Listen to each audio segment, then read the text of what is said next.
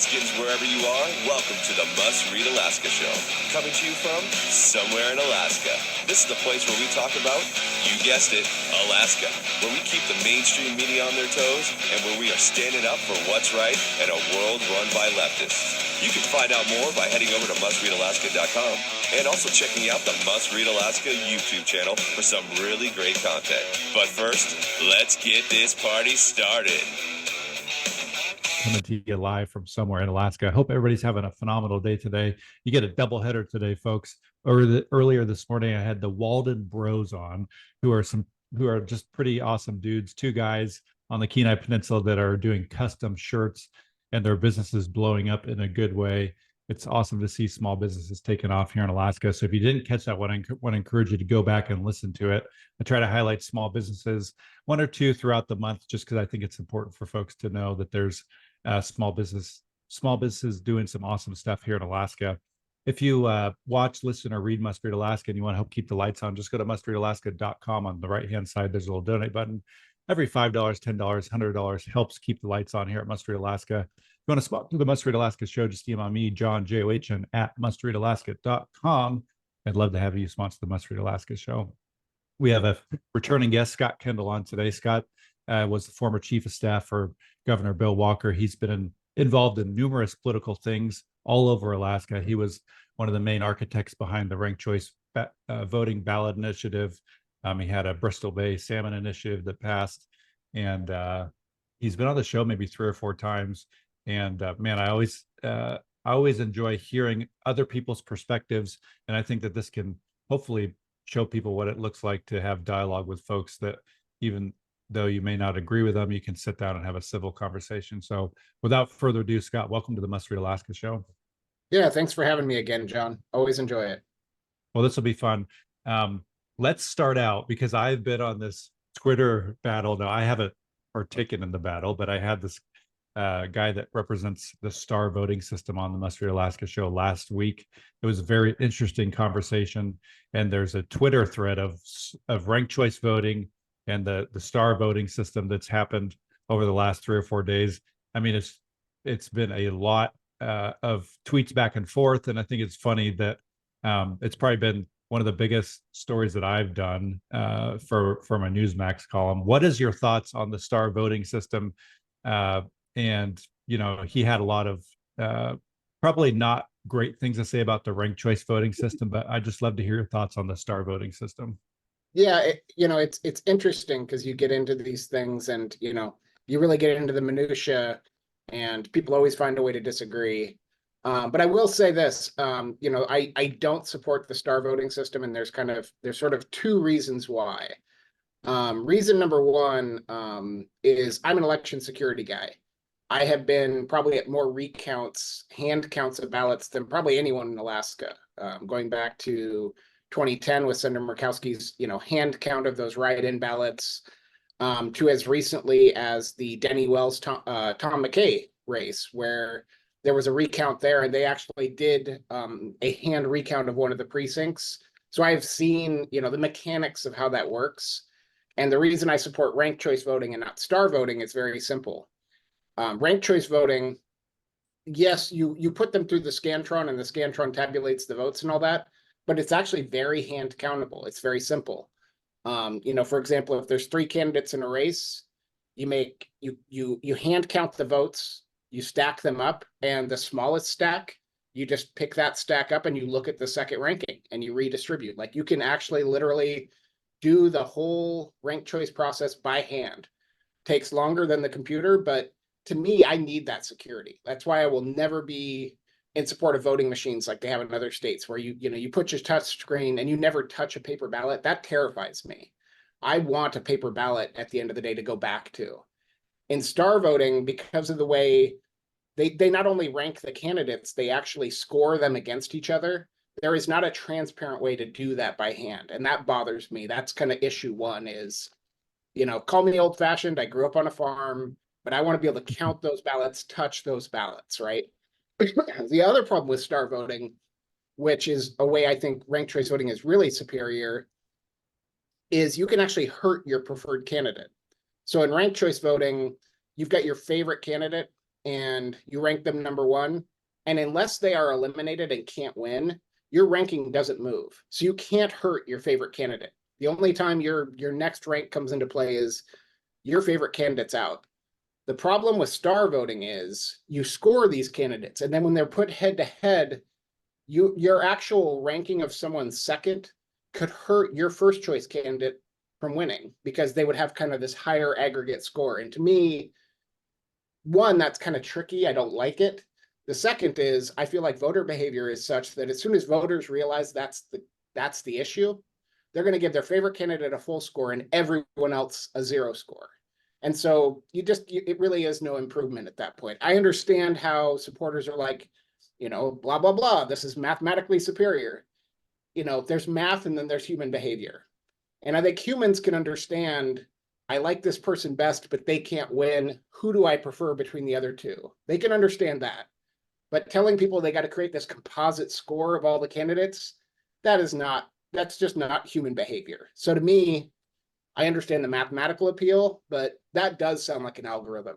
Ranked choice voting, there's, despite the misinformation, there's no algorithm. It's just a sorting process that you can do by hand. So star voting, that's why it, maybe you can use it for like all-star voting or something in Major League Baseball. I don't know, but I just don't think it has any place in actual voting for humans. Well, they just lost. I think they had their first opportunity to be, in place in Oregon, and it got voted down in a, somewhat liberal city. Decided they didn't want anything to do with it. So it's yet to play out here in the U.S. I don't think there's any elections currently using it in local elections, the star voting system. Yeah. So interesting theoretical exercise, but not, I don't think it's something that works out in the real world where you and I live. So do you think, ranked choice voting is going to, have its day in the public court of opinion? I think it's going to be on the ballot here coming up. What are your thoughts on, do you think it's going to stay in place, or do you think it's going to be knocked off the totem pole? I think it's going to stay in place. I think, everything is an evolution. There are setbacks, there are steps forward, but really, more than the ranked choice voting, of course, to me, and I know I'm always called the ranked choice guy, to me, it's the open primaries piece. It's this idea that, I think everyone should be disturbed that 85% of the seats in Congress are decided at the primary. Like, that doesn't feel right. And that goes both ways. If you're a Republican, you may be getting a really, really weird Democrat because they're far left, and the far left primary electorate nominated them, and you live in a slightly Democratic district, so that's what you get.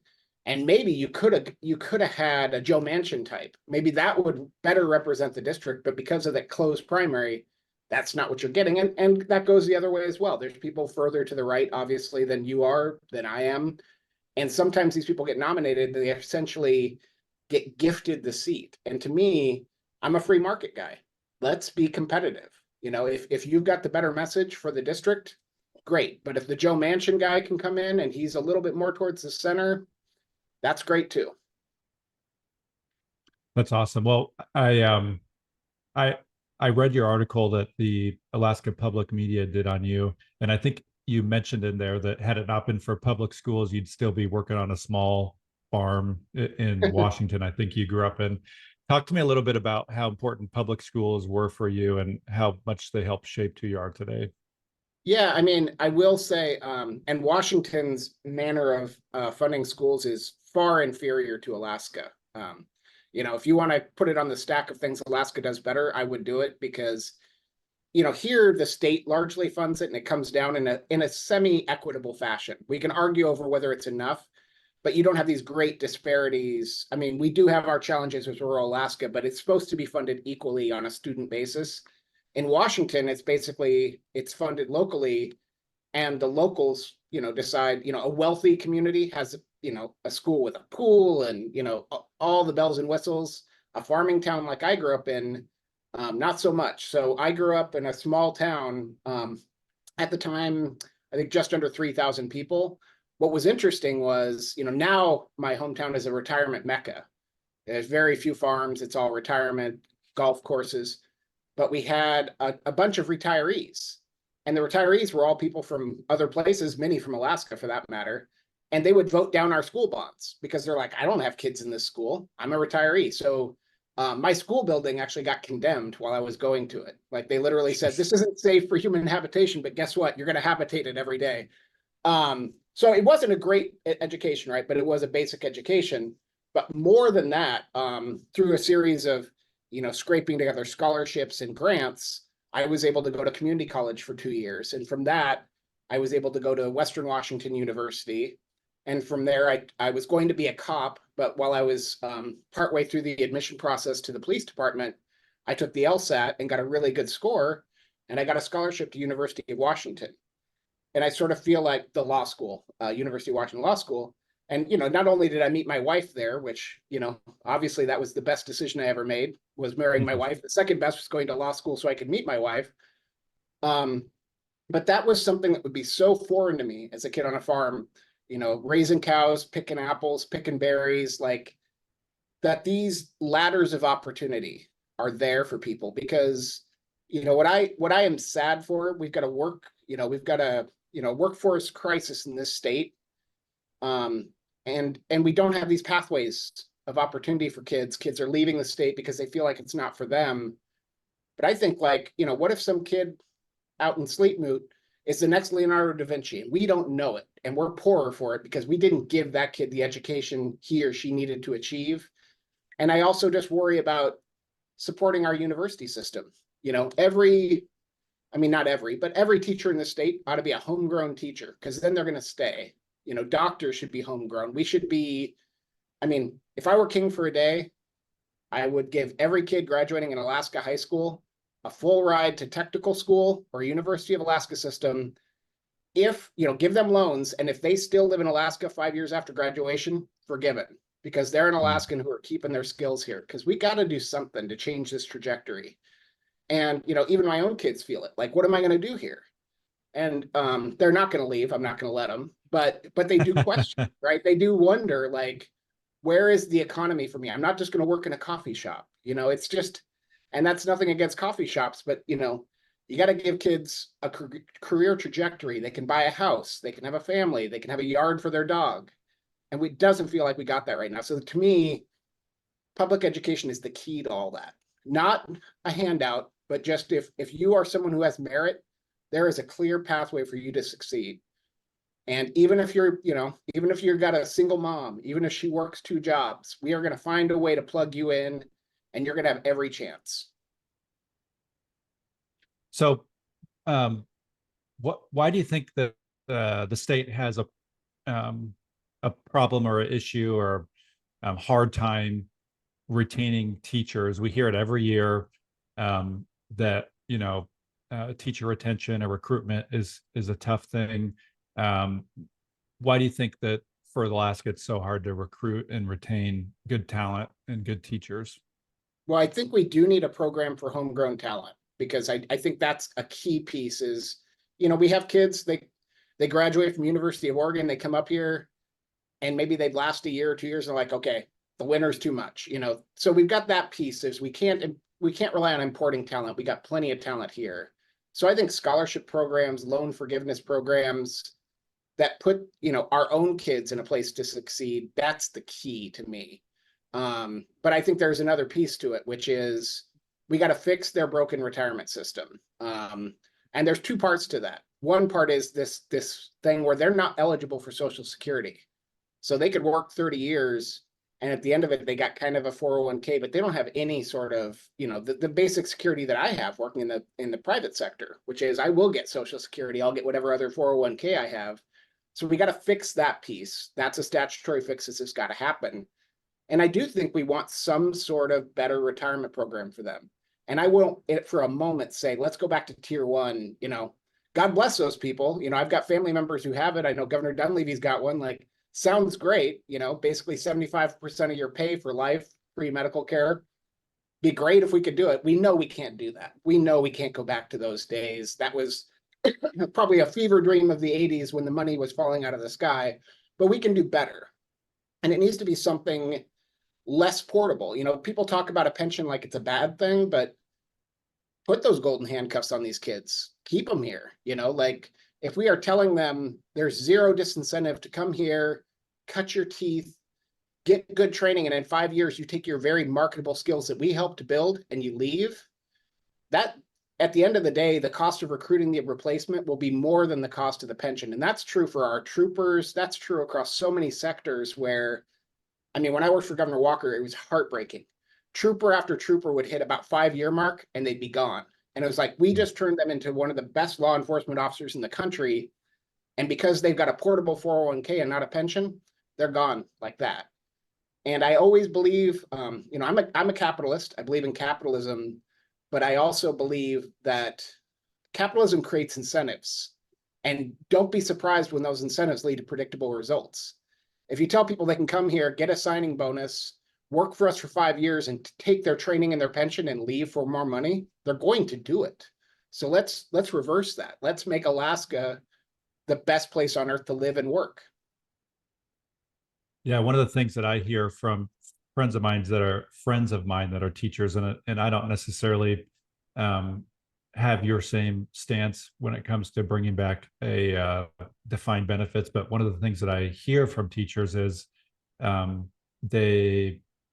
a lot of new teachers come up to Alaska to get their Alaska experience, and they know if they stay up here for 5 years that they can leave and go work in Mississippi or Alabama or North Carolina or South Carolina, somewhere else, and take their $100,000 401k with them, 100% of it. And I think that we've continued to have this problem, teacher retention problem, for a long time. And I'm hopeful for a solution down the road because my kids all go to public school, right? And so Right. I think there's also this strange dichotomy of us versus them.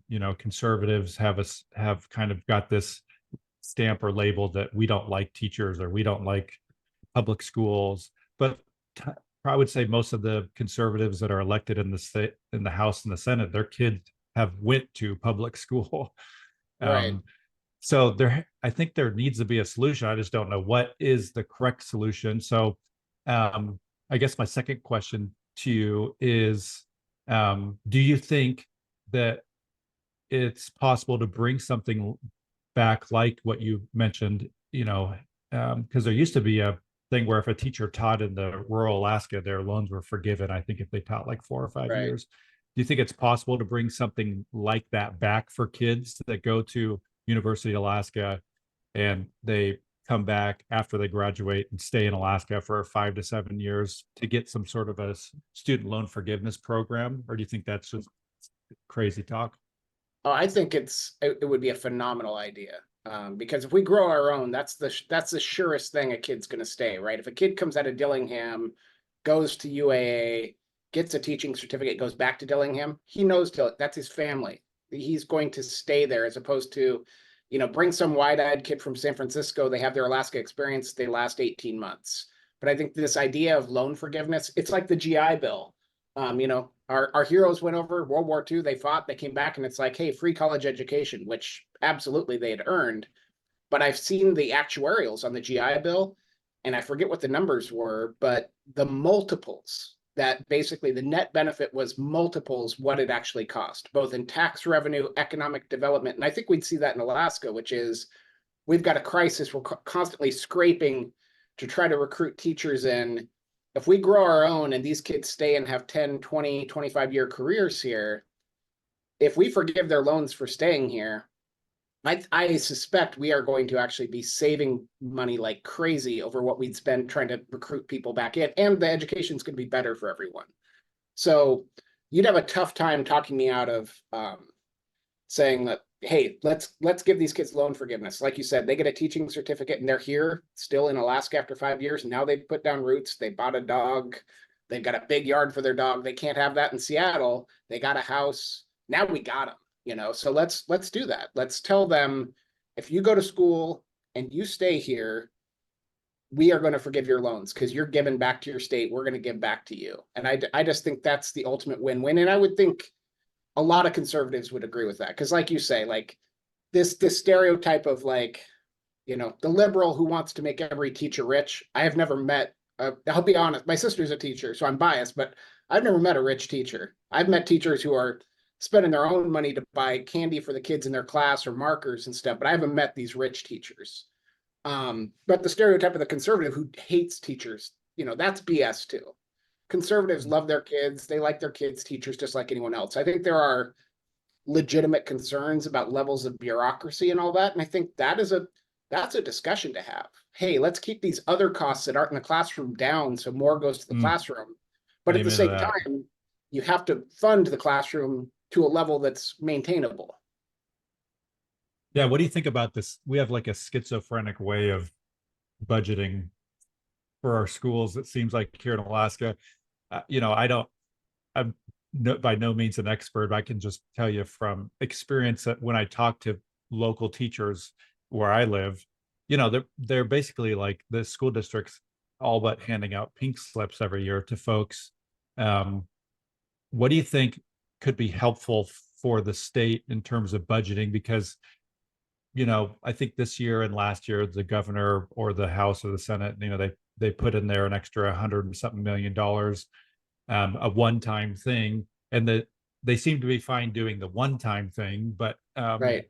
It seems like if you're going to do the one-time thing 10 years in a row, you might as well make it permanent. Why do you think it's so hard for Alaska to fund schools a little more forward thinking than last minute? I don't know. It's become a political football, and it feels a little bit like both sides are loosey pulling the ball away from the other side. I mean, when you've got Republicans who come to the table and they're like, we agree, let's fund schools more. And then you've got progressives who say, well, I'm going to hold my breath unless it's this level. I was really encouraged, when that first bill passed and there was a BSA boost. That was encouraging. It was really unfortunate. I think it was vetoed. I think that was tied in with some of the other governor priorities. I think they need to consider a clean BSA bill because, and that's the base student allocation for the listeners at home who don't live this stuff like you and I do. But that is the most rational way to fund a school, because then you don't get to the problem of we're overfunding when a district has declining admissions, right? Like we have different parts of the state have declining admissions, fewer kids. Well, the BSA is a per student basis. So it's a very rational way to fund is it adjusts itself. So I would say true up the BSA to what it should be historically, go back to, Parnell administration numbers. We seem to be doing much better on education then. True it up there and put a small inflation escalator in there, just so it's got a level of predictability. And then that funding will organically go up and down because it's based on a head count of the students. So to me, that's how you do it. You don't, what we've done kind of, sort of like you say, schizophrenically, is we have looked at that number, calculated what it should be, and then we shove in a bunch of one-time funding at the very end of the session. Well, these school districts are already making their budget decisions in February. And without that predictability, they're sending out pink slips. Now, if I'm a teacher, and in addition to no retirement system and my heavy student loans, I'm getting laid off effectively time and time and time again, at some point, I'm going to say, I got to go somewhere where they fund this normally. And that does have some real effects. I actually had one of my kids' favorite teacher at their elementary school, because she had been technically, quote unquote, laid off.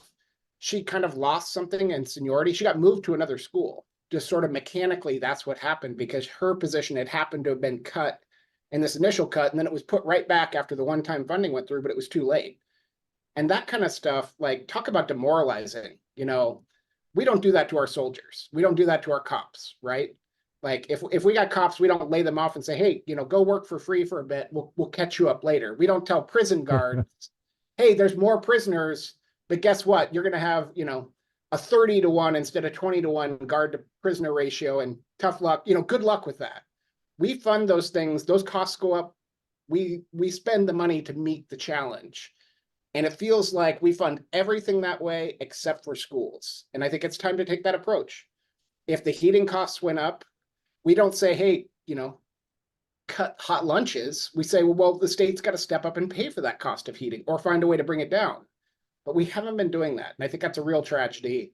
And when people think deeper, I think there would be bipartisan agreement. So, that's my pitch for funding schools properly.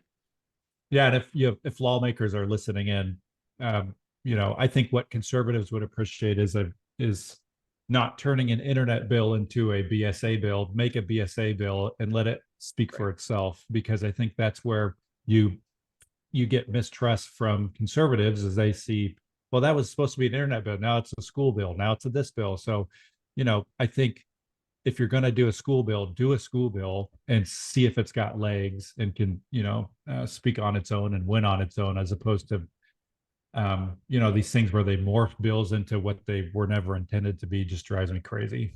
Yeah, they hold other people's bills hostage by stuffing them in other bills, and it's called log rolling. We put enough things on it, you have to vote yes, and I agree, that's a disingenuous way to govern. Line these bills up at the start, keep them separate, and whichever one's finished the race, because this, and I have many friends in the legislature. This isn't a comment about individual legislators, but the legislative process whereby we're passing 5 bills in 10 minutes before midnight, we're passing bills after midnight.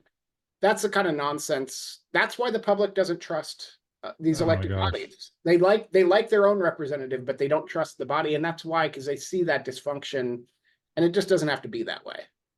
Yeah, when the amendment's bigger than the actual bill, you got a problem. Yeah. I mean, I'm a supporter of fixing the pension system, but when you drop a pension, a 40-page pension bill inside a 1-page bill, that starts to look odd, I will say. People don't like that. No matter what side of the aisle you're on, people just don't. It's automatic distrust. So let's talk a little bit about recently there was a ruling that I'm probably going to botch this, but for listeners that have been following it, there was a ruling that that you're not supposed to use public funding for correspondence schools that have to do with religious stuff. Tell me a little bit about your thoughts on that. I know that you guys were the lead litigators, so you probably can't talk about everything, but maybe from a 30,000-foot view, kind of explain maybe your side of that argument and why you think the judge landed where he landed.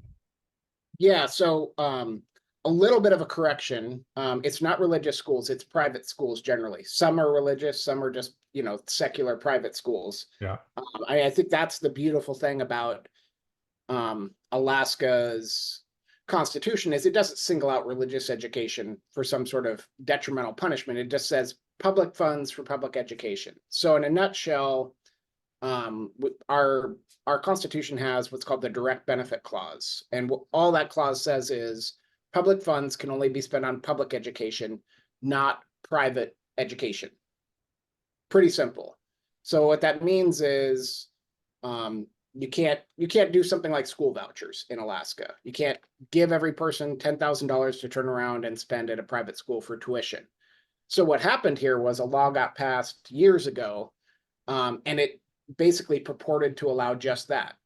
You can enroll in what's called correspondence school, but then basically you dual enroll. So you're enrolled in often what happened, for example, here we have Mountain City Church runs a school, Mountain City School, private school. It's religious, but the religious aspect that's not the point. The point is that it's a private school. So a child in Anchorage will enroll bizarrely in Denali Borough's correspondence school. That correspondence school will essentially pass through 90% of that kid's BSA in the form of a check, and they just go pay private school tuition. And we said that's not constitutional. And the judge agreed. Now there is a lot of that's a misuse of the allotment system under the correspondence school or homeschool program. To be clear, there is a ton of constitutional uses. If someone needs to buy or lease a laptop to do their homeschool, that's worthy of reimbursement. If they need to buy curriculum, I mean, often the school districts provide curriculum, but if they need to buy a textbook, they can buy a textbook. What they can't do is go spend that money at a private school. And what we saw was that was the intent of the change of the law, and that's what was happening. And so at the end of the day, although those statutes were struck down, the legislature actually did, have its act together and passed a cure for that. So it's they passed a patch to go back and say, okay, well, everything that's constitutional you can still do, because striking those laws down, of course, they went down in their entirety. So now the legislature sort of fixed the problem. And that's really narrowed the dispute. So now we're going up to the Alaska Supreme Court. General correspondence school spending and allotment spending have been preserved. So for proper purposes, not at private schools, that's fixed by the legislature. And now really the debate becomes, can you do what the law purported to allow, which is reimburse private school tuition? It feels weird because how on earth are you a private school enrollee and a public school enrollee at the same time? It feels weird because it is. We think it's a clear violation of the Constitution. And that small sliver of activity has to stop. But the good news is, there was some misinformation, there was some concern that homeschooling was gone. Homeschooling is not gone. It was never gone. It was never impacted by this.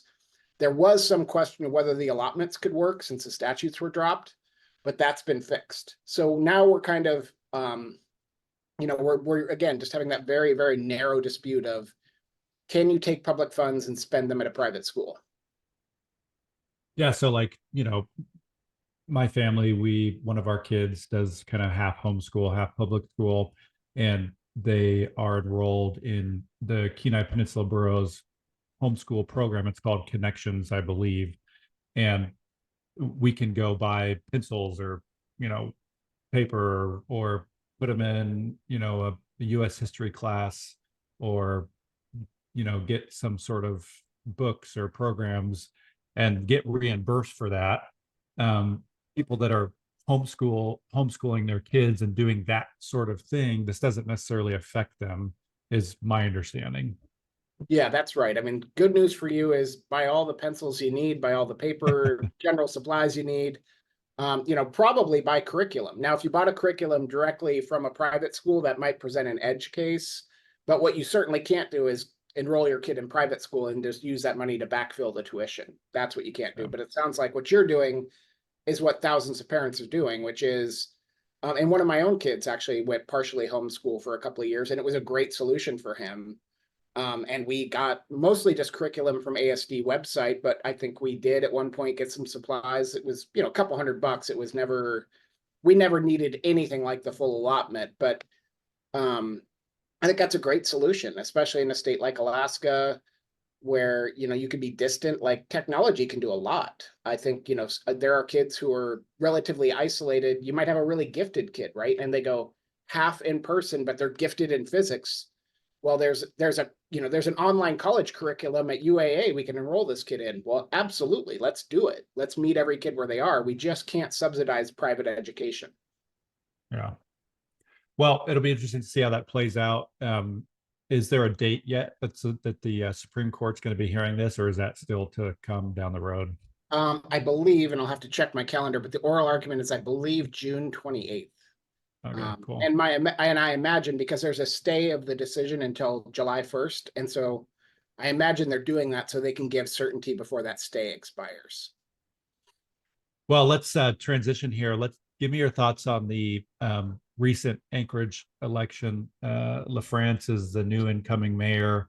What are your thoughts on the outcomes of that election?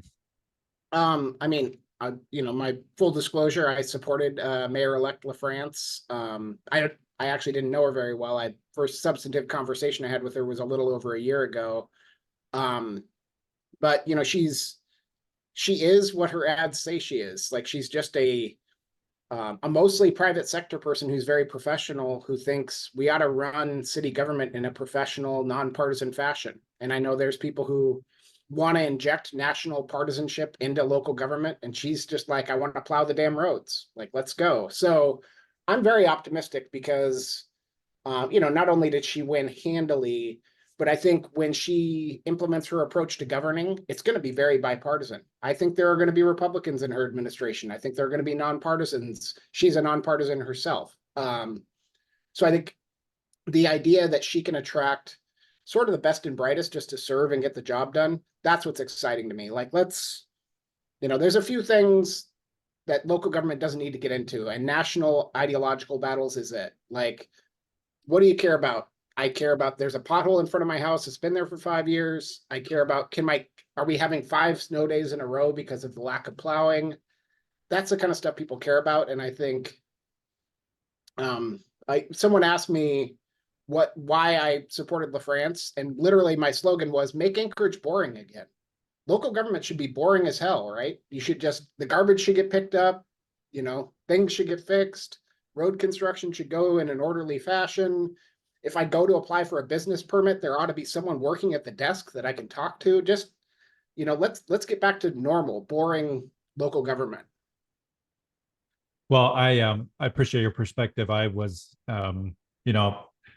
full disclosure on my end, Dave Bronson's a friend of mine, and I was hopeful that he would win, but that's not the case. What are your thoughts on, like, I think people can kind of overreact, meaning they're the person that they wanted to win didn't win, and now all of a sudden, they want to move to Canada or something like that. Yeah. Do you think that that's a helpful stance? I mean, I feel like there's going to be ebbs and flows regardless of who you back in a 10-year span. There's going to be, a Democrat running it, then there's going to be a Republican, and there's going to be a middle of the road person. Do you think it's healthy for folks just to kind of stay put and slog it out, or, move to Canada if they don't get their way? I never think quitting is the answer. I've been here, since, I've been in Alaska since a week after I graduated from law school. I didn't even march in my graduation. I moved here. We're all Alaskans. There is, you and I, people listening to this, there is more about us that's in common than it is in conflict. We chose to live here. Some of us were born here. I wasn't born here, but I got here as soon as I could. We live here for a reason. So there's more commonality than there is differences.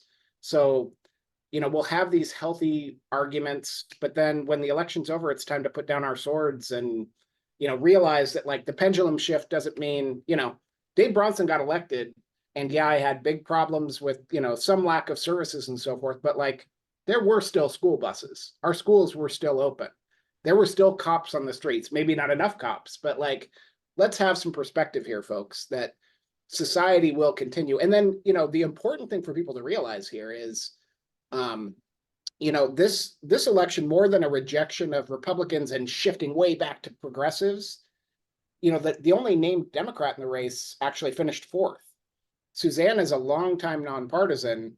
And so this is an interesting pendulum shift that's just sort of like straight through to the middle that I think is refreshing, to be honest. I wouldn't want us to go way, way, way to the left, try to set a bunch of unattainable goals, have them turn into boondoggles. I just want a professional to run, let's start with the basics. Let's get the basics right, and then, if there's some ambitious things we want to do as a city, it's a beautiful city, let's do them, but let's get the basics right. Let's deal with public safety. Let's make our parks safe. Let's shelter our unhoused people. And in combination to that, we'll make our parks feel safer for other residents. And like I said, the permitting office thing, that's a real thing. I talk to builders and business owners. They're like, I want to build. I have to make an appointment 3 weeks ahead of time to have someone who will take the paper out of my hand. Like, we got to be able to do better than that, or we won't be open for business. So that's my rant on, like, let's all just be radically moderate on local politics. Let's just agree that, like, we want the roads plowed. Let's agree we want to have schools work and school buses. Let's agree we want to have cops, all these things we agree on. Let's focus on all of those, and we don't need to focus on some weirdo niche issue that, quite honestly, doesn't move the needle in terms of quality of life. Like, let's keep our eye on the ball here, folks. Nice. Well, let's talk a little bit about the presidential election. Sometimes for Alaskans, I feel like it doesn't even matter because, we're smallest populated. I think we're the smallest, if not the second smallest population wise in the United States for states. What do you think? What are your thoughts on this upcoming presidential election? Looks like it's going to be Trump versus Biden, and maybe a third party candidate or two in there. What are your thoughts on the election and how it impacts Alaska? Well, I mean, I think it's relatively clear, Trump will win Alaska in our 3 electoral votes. So in some part, it doesn't matter, quote unquote, but the federal government, of course, has an incredibly strong presence in Alaska. So I do think the outcome of the election is important, and I can make the case that one outcome is bad. I can make the case the other outcome is bad. I mean, the one unifying thing, and I talk to my kids a lot about this stuff because it's like, I live in this, what do they think? I mean, I will tell you that the predominant thing I hear from not only my kids, but really anyone, and I actually feel it too, is like, we got two 80-year-old retreads. That's our choice. You know, it's just a little bit of a, come on, feels like we're fighting some battle from 20 years ago. Let's have fresh ideas. Let's have, let's get someone who's, Senator Sullivan's age to run, or Lisa Murkowski, like maybe someone in their 50s or 60s even. Like, they don't have to be 35 years old, but goodness sake, it does feel a bit like the energy is depressing, that it's more about a battle between two men than it is about the future of our country. And I think that's disappointing. I can freely admit that a lot of Biden administration policies have been bad for Alaska. The infrastructure bill has been very good to Alaska. That's great. Some of his positions on the NPRA and others are disturbing, and I think are overreach. On the other side, I am disturbed by a lot of, President Trump's rhetoric. Like, I don't think we need to turn people against one another. I don't think talking about different classes of people, races of people, that really, like, that kind of heat bothers me, because once you take that dog for a walk, that dog can get loose, and that turns neighbor against neighbor. And I think that's very disturbing. So, I'm going to vote, obviously, but like, I will say I'm not excited about my choices. And I think there's a lot of Americans. I mean, I've actually looked at the polling numbers, and there's 60% dislike kind of both guys. And then there's the double haters. There's like 30% of Americans that hate them both. And it's like, how have we built, the greatest democracy in the history of mankind? How have we built a system that has produced these two choices? I don't know. Maybe this is a moment in history, and, in the future, we'll have different choices. But boy, it sure feels a little bit sad right now. Well, we'll also have on the ballot the congressional race for the state of Alaska. Congresswoman Mary Peltola will be up against maybe Begich or the lieutenant governor, or both. What are your thoughts on that race and potential outcomes? I mean, that's a fascinating race. It does, based on the numbers I've seen, Rep. Peltola stays pretty popular, which is unusual for a Democrat, but I think everyone kind of recognizes she's a different kind of Democrat. Her stances on resource development are fairly strong. She's widely credited with getting Biden, at least this from what I've heard, to getting him to approve the Willow Project, which is a transformative project for our state.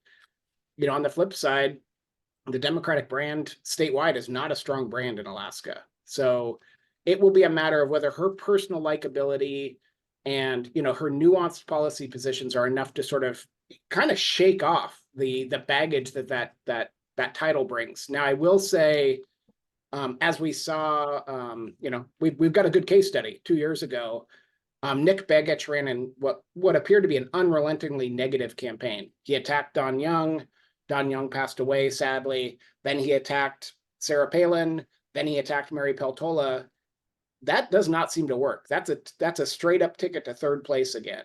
So are we going to see a new and improved Nick Begich, who understands that a lot of the reason that Governor Palin did better than him is because of her personal likability? I mean, I'm sure you've met Governor Palin. I've met her a number of times. Like, she is an incredibly likable and charismatic woman. She is kind. She is interested in you. And this sort of like politics as usual, whether it's Nick Begich or Joe Miller, forget the ideology. Alaskans don't seem to want to buy that. They want someone who's going to fight for Alaska, not fight with Alaskans. Ted Stevens, infamously bad temper, but he directed that at the bad guys, not at fellow Alaskans. And I think people admired that. Don Young said all kinds of things to all kinds of people, but he delivered for Alaska. So this idea that Nick Begich can run a lower 48 campaign, we'll see. I will say, the little bit I know of Lieutenant Governor Dahlstrom, much like Governor Palin, she's very likable. She's very kind. She's very intelligent. I think she will be formidable for Nick Begich's path to win.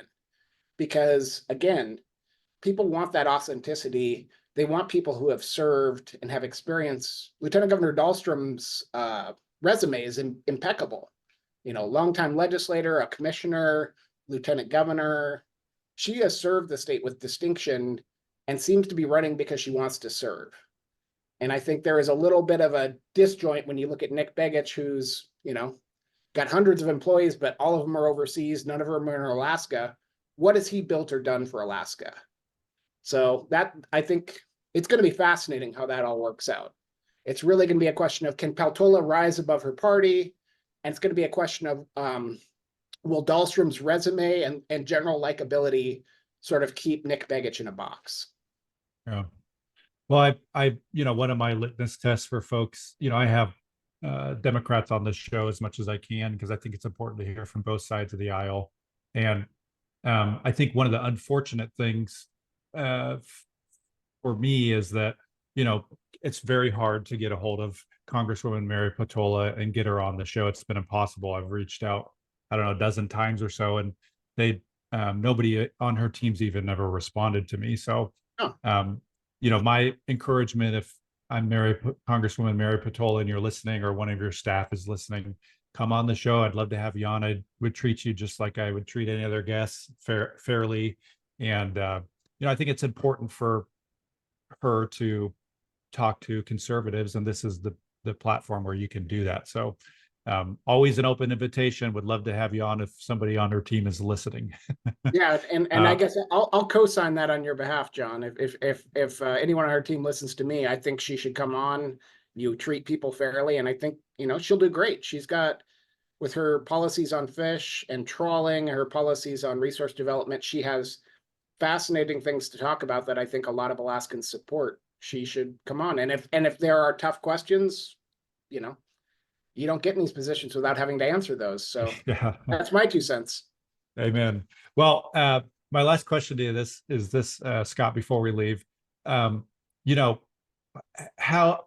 is it, let's talk to the middle folks, because I think that's kind of where your sweet spot is. Just for my own personal kind of 2 cents on it is, you used to be, I think you were a registered Republican for a long time, and now you're nonpartisan. Just talk to me a little bit about what it's like living kind of in that middle, where you're going to have, the Republicans aren't really going to necessarily like you all the time, and the Democrats aren't necessarily going to like you all the time. What is it like being in the middle? There's a lot of folks in Alaska that are in the middle, and they feel like they maybe don't have a home. What's it been like for you, and maybe some encouragement you could give to other folks that feel like that are listening in? Yeah, I mean, I guess the thing I would say that's encouraging, and maybe it's a little sad, but I will say a big part of politics, politics should be about solving problems and helping people, and it is. But a big part of politics is theater. And I will tell you, I have many, many friends across the political spectrum. I don't know that I've really lost friends. I will tell you, you can go look at my APOC history. I've donated to independents, Republicans, Democrats, probably more Republicans than anything over time, but I donate to all these people because I know them all. And I will say, people whose politics way to the left of me, they're still going to have coffee with me. We're still going to talk, text. People way to the right of me, same thing. I've got good friends who work for Governor Dunleavy. We are still friends. If I bumped into Governor Dunleavy, we would have a cordial conversation. We're all Alaskans who disagree by degree, but like, the politics is not who we are. So I would tell people sort of, internalize that, keep that in heart. I will say, I'm Jewish, and when October 7th happened, I think people don't know many Jewish people in Alaska because there's not that many of us. But I will say I got, tons of texts, messages, emails.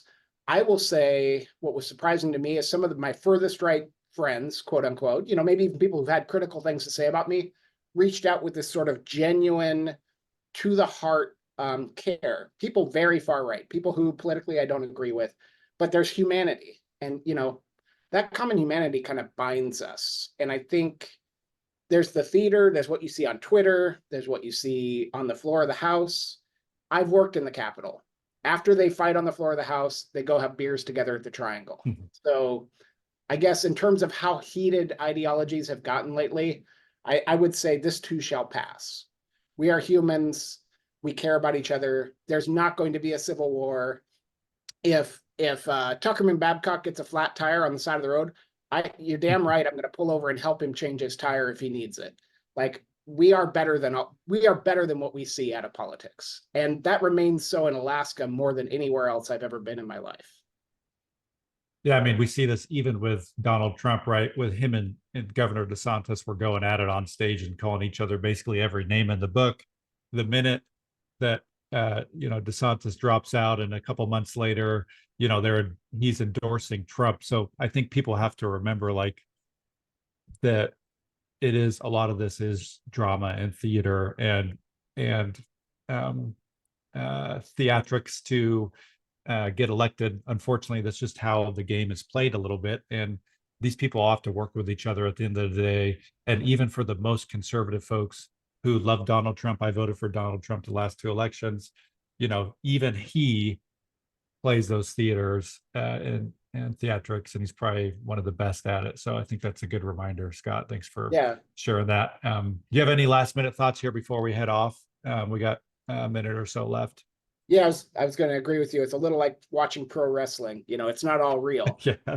I guess the one thing I would say is let's all try to apply the same standard on certain things to people, whether they're on our team or not. So when someone in the other party does something great, don't be afraid of saying, like, yeah, you know what? Protecting victims of sex trafficking, that's a good thing. You did a good thing. That was a good vote. And when someone on our own team crosses a line and says something racist or does something horrible, like, let's not be afraid to call out, badness in our own house. Like, I think we even though it's theater, I do think we as the public can help elevate things and hold people to a higher standard, because that's what's missing here is, some of this rhetoric is consequence free. And I think we do have to sort of step forward. I think about John McCain and the way he conducted his election when he lost to President Obama. And let's model some of that kind of behavior where we put decency before party loyalty. That's good. Well, Scott, I always appreciate you coming on and chatting with me. You're welcome back anytime. For folks that listen, watch, or read Must Read Alaska, if you want to help keep the lights on, just go to mustreadalaska.com. On the right-hand side, there's a little donate button. Every $5, $10, $100 helps keep the lights on here at Must Read Alaska. If you want to sponsor the Must Read Alaska show, just email me, John, John, at mustreadalaska.com. I hope everybody has a phenomenal rest of their week. Until next time, I'm John Quick from somewhere in Alaska. Thanks so much, Scott, for joining us. Thank you.